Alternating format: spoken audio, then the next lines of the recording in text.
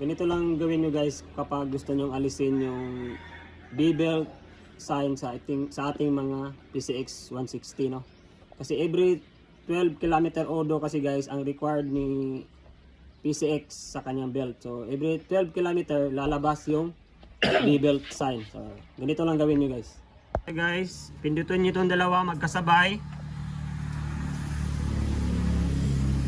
Ayan, nagbi-blink yung orasan. Tapos punta tayo doon sa B-belt gamit yung select button guys. Ayan, B-belt. Tapos set. Tapos iset nyo sa 12,000. Ayun, 12,000. Sabay set. Yun, nawala ang B-belt guys.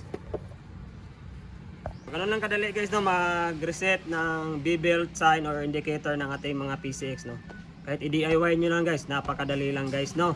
At kung sa change oil, kung gusto niyo ring alisin yung change oil sign, ganun din po nga proseso guys.